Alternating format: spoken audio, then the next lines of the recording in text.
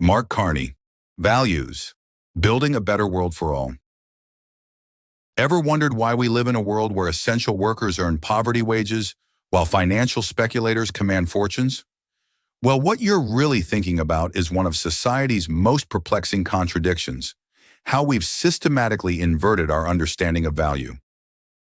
Drawing on insights from Aristotle and Adam Smith to contemporary behavioral economics, this blink reveals how our embrace of subjective value theory has created a system that routinely undervalues care work, environmental stewardship, and community building while celebrating financial extraction.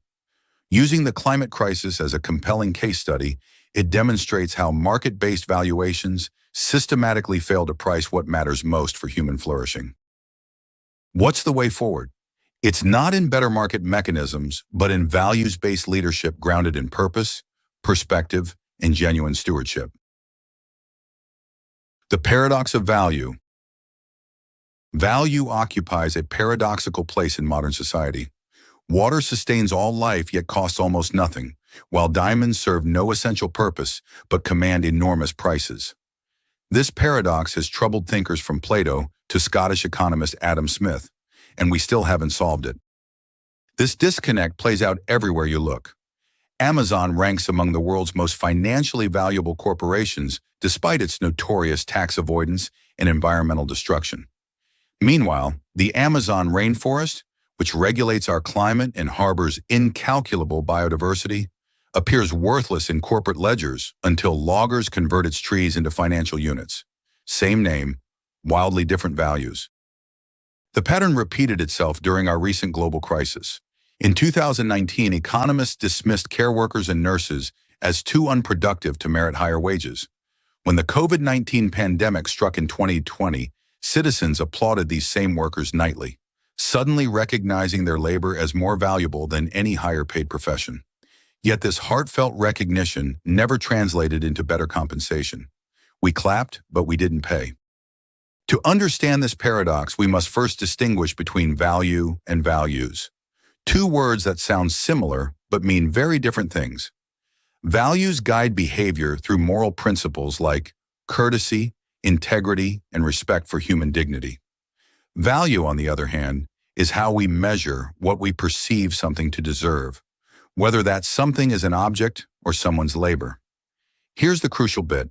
This value is always context-dependent. Shakespeare's desperate Richard III captured this perfectly when he cried, "My kingdom for a horse." His entire realm suddenly mattered less than escape, proving that circumstances determine worth. This brings us to how economists think about value. Economic theory recognizes three distinct types. Intrinsic value reflects inherent worth. Clean air sustains human life regardless of price tags. Use value captures practical utility. Hammers drive nails whether they cost 5 or 50 pounds. Exchange value represents market price, what buyers actually pay at any given moment.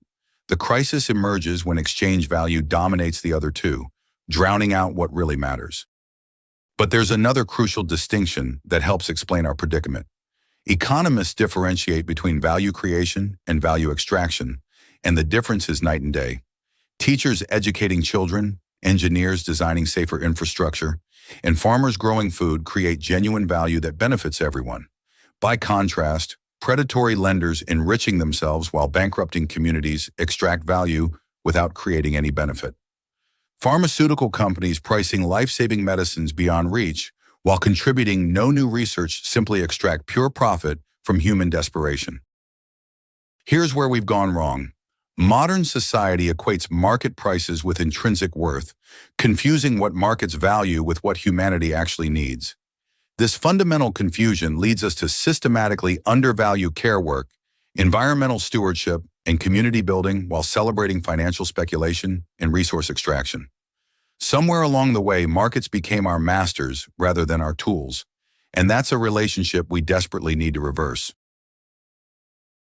How do we think about value? Throughout history, thoughtful people have grappled with what makes something valuable, and their insights help explain how we got into our current crisis, where markets price everything backwards, valuing financial speculation over care work, in corporate profits over environmental protection.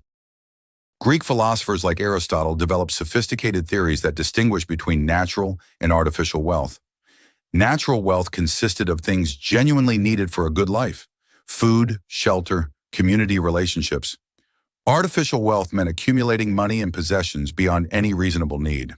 For Aristotle, true value lay in fulfilling human potential and contributing to the polis, the common good that binds society together. He fiercely criticized what he called chrematistics, the art of making money for its own sake, warning that this pursuit corrupts society's moral fabric. Money, he argued, should serve human flourishing, not dominate it. Centuries later, Bernardo Davanzati, a 16th century Italian economist, became among the first to systematically explore how scarcity creates value. He observed that abundance makes things cheap while scarcity makes them dear. Grain costs little during harvest but much during famine. But here's what made Davanzati brilliant. He argued that this market mechanism often contradicts human welfare. His insight that markets can work against human well-being predates modern behavioral economics by centuries. Yet we've somehow forgotten this wisdom. Adam Smith, though famous for his invisible hand, spent most of his career arguing that markets must be embedded in moral frameworks. He wrote extensively about how human sympathy and moral sentiment should constrain economic behavior. His water diamond paradox wasn't merely an interesting observation. It was a fundamental critique showing how markets fail to price what matters most for human flourishing. Smith believed that sympathy and moral sentiment should guide economic behavior, not pure self-interest. The man we've turned into capitalism's patron saint actually warned against its excesses. Karl Marx built on these insights with devastating clarity. Under capitalism, he argued, use value. What things actually do for people becomes subordinated to exchange value, what they can be sold for. This commodity fetishism obscures the social relationships behind production, making exploitation appear natural rather than constructed. Marx revealed how capitalism transforms human labor itself into a commodity, alienating workers from their creative potential and reducing them to mere factors of production. These thinkers understood what we've forgotten, that how we define value shapes everything else. Their warnings about subordinating human welfare to market mechanisms explain precisely how we arrived at today's crisis, where essential workers earn little while financial speculators grow increasingly wealthy, and life-sustaining forests matter less than logging profits. The problem with subjective value. Economic theories of value have undergone a fundamental shift over time. They moved from objective approaches that tied value to factors of production toward subjective theories where value becomes context-dependent, determined purely by individual preference.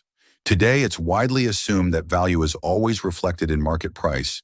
Worth has become increasingly connected with society's perceived values rather than genuine contribution. Additionally, the crucial distinction between productive and unproductive rent-seeking value has basically collapsed. Value is value whether it generates or extracts. This dominant approach to subjective values creates serious consequences. Market failures reveal the theory's flaws. Subjective value theory assumes an idealized world of perfect competition, commodity goods, complete markets, and rational consumers. Reality tells a different story. When only a few companies control a market, like Google dominating search or Amazon controlling e-commerce, prices become too high and production insufficient. Pharmaceutical giants charge thousands for insulin that costs pennies to produce. When markets are incomplete or collapse under even small shocks, widespread damage follows. The 2008 financial crisis devastated asset prices and jobs when mortgage markets collapsed. Energy markets routinely fail during crises, leaving vulnerable people unable to heat their homes. Adam Smith stressed that markets need fairness and morality to function correctly. Subjective value theory undermines this ability and denies the truth that social capital must be cultivated for economic capital to grow. Human frailties expose another weakness. Behavioral science shows that as consumers and market participants, we're far from the rational people economic theory assumes.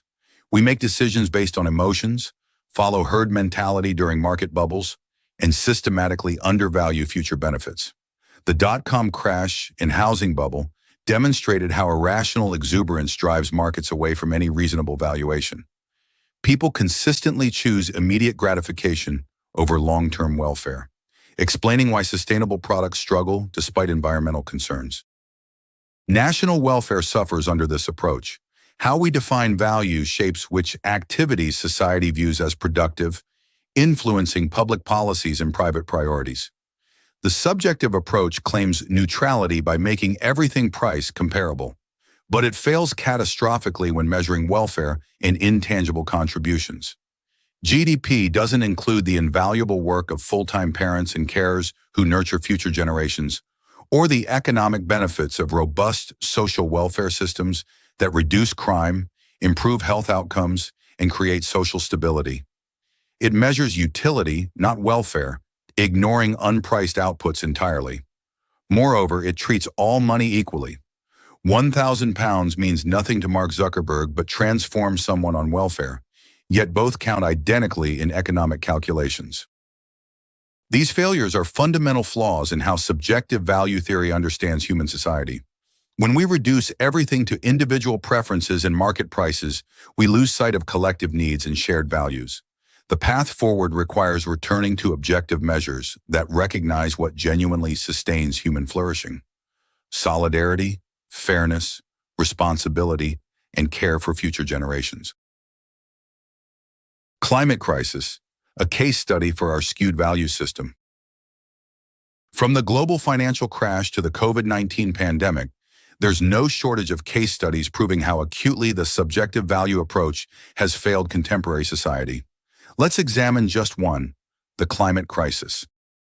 Since the Industrial Revolution began around 1760, humanity has released over 1.5 trillion tons of carbon dioxide into the atmosphere.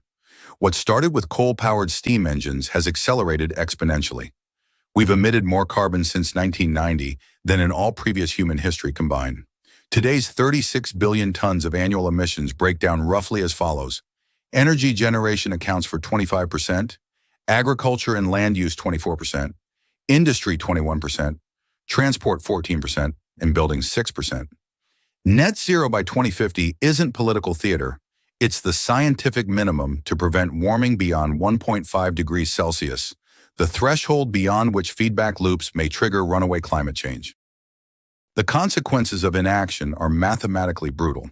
Current trajectories lead to 3-4 degrees Celsius warming, rendering vast agricultural regions uninhabitable, displacing over 1 billion people, and triggering ecosystem collapse across multiple continents.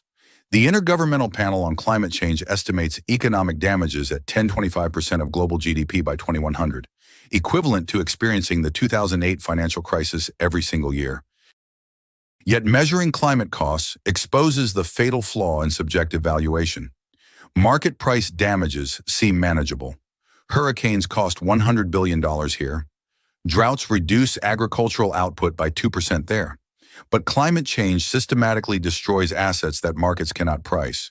When coral reefs die, we lose ecosystem services worth an estimated $375 billion annually in coastal protection, fisheries, and tourism. When communities fragment under climate stress, we lose social capital built over generations, the trust networks, local knowledge, and collective resilience that no market can recreate. This represents the tragedy that the next generation will face. Today's fossil fuel executives optimizing quarterly profits won't witness 2080's climate chaos. Corporate discount rates of 8 to 12% annually make investments beyond 10 years essentially worthless in present value calculations. Monetary policy horizons extend 2 to 3 years maximum. Credit cycles peak at roughly a decade. All systematically undervalue climate action. Subjective value theory tells us that if something isn't priced, it has no economic value. So rational actors treat atmospheric absorption capacity as infinite and free. Each corporation finds it economically sensible to emit rather than pay for reductions. Yet collective emissions guarantee system collapse.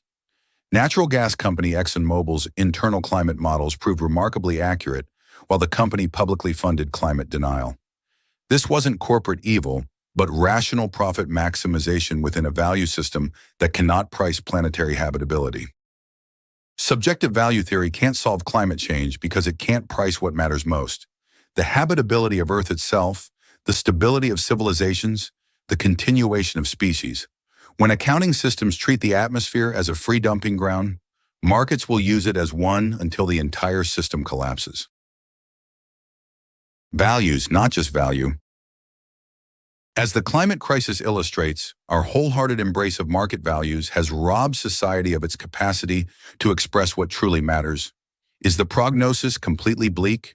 Can we find our way out of this impasse? Yes, by adopting values-led leadership. Note, values, not value. This approach rests on 5 key attributes: purpose, perspective, clarity, competence, and humility. Purpose defines what an organization stands for, whether it's a company, charity, or government. Google's purpose is organizing the world's information. The World Bank aims to end extreme poverty. Purpose should anchor every goal, strategy, and decision. It connects directly to trust because sticking to purpose demonstrates integrity, which builds trustworthiness. True understanding of purpose comes with recognizing that leaders are stewards. They must hand purpose on to others. A leader assumes responsibility, not power. Perspective means taking a view that encompasses both horizon and periphery. Pope Francis exemplified this beautifully when he reminded us that we are all in the same storm, but not all in the same boat. This perspective recognizes that while we face shared challenges, our circumstances differ dramatically. Leaders need to act as interdependent communities, not independent individuals competing for advantage. Clarity requires focus, being present in the moment and learning from experience. Effective leaders simplify the complicated, reduce complex problems to manageable parts, and communicate essentials clearly. During COVID-19, leaders like Jacinda Ardern and Angela Merkel demonstrated this perfectly. They laid out complexity honestly, spoke with genuine empathy, and stuck to key messages without wavering. They struck that crucial balance between realism about challenges and optimism about outcomes. Competence means strategy matters, but execution proves crucial. This doesn't require getting everything right, but it does mean getting more right than wrong. Competence becomes vital during hard decisions. When John F. Kennedy faced the Cuban Missile Crisis, he demonstrated competence by consulting widely, considering multiple options carefully, and ultimately choosing a naval quarantine that avoided both appeasement and nuclear war, threading an impossibly narrow needle through patient, methodical decision-making. Humility might not be the first word that comes to mind when thinking of leadership, but the ability to learn and admit mistakes is essential. Humble leaders acknowledge uncertainty, seek diverse perspectives, and change course when evidence demands it. They understand that owning errors strengthens rather than weakens their authority. In our disruptive age, organizations and governments must shift toward values-based approaches that prioritize solidarity, fairness, and responsibility over pure market optimization. Values, not just value. This isn't idealism, it's a necessity.